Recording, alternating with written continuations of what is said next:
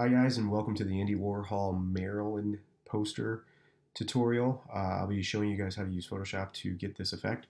Go ahead and download the template through the link at the descriptions. You'll notice there's two layers here that you'll get, a background and a regular paper. Go ahead and file place your high resolution image that you're going to be using for this digital stencil.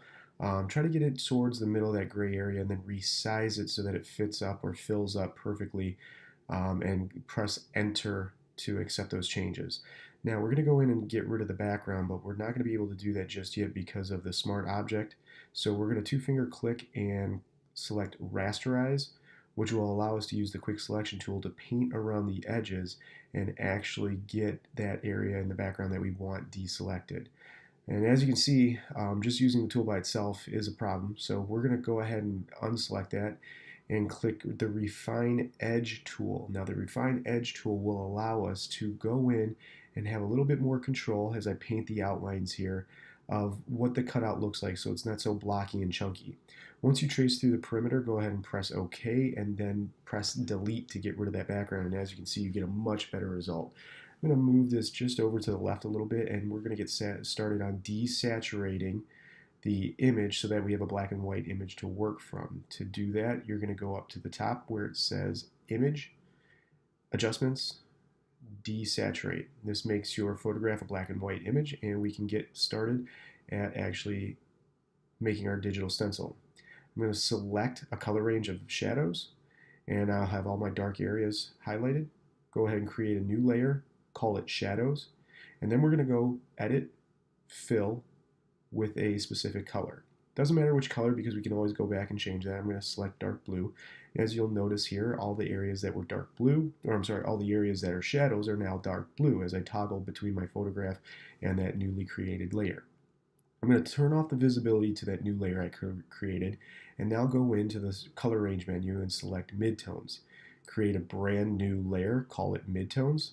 Fill that midtone layer with another color, preferably something different than the blue color that you just chose.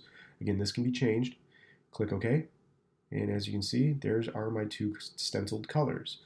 Deselect, and now we're going to go in and do the highlights. Now, there's going to be an issue with the highlights once we turn off the visibility of the shadows and midtones layer.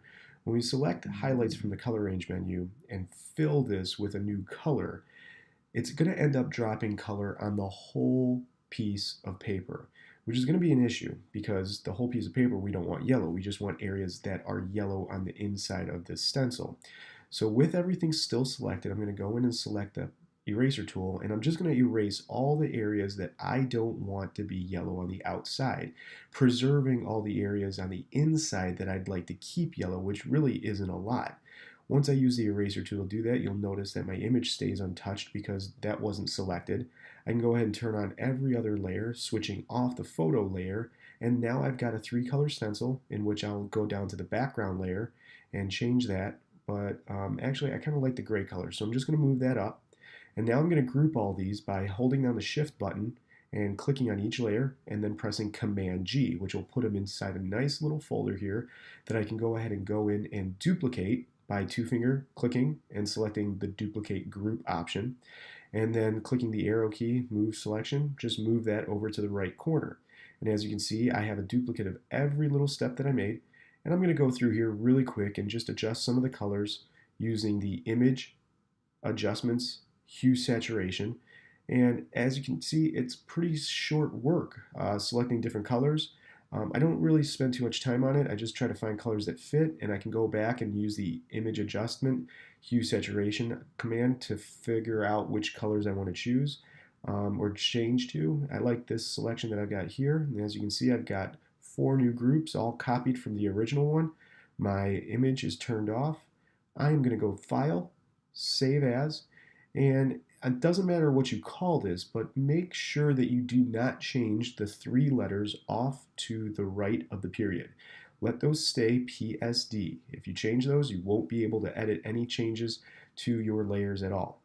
Go ahead and click Save. You'll notice the format's still the same, Photoshop, and you're good to go. Now, to get this to print, we're actually going to go, as you can see, it's still Photoshop.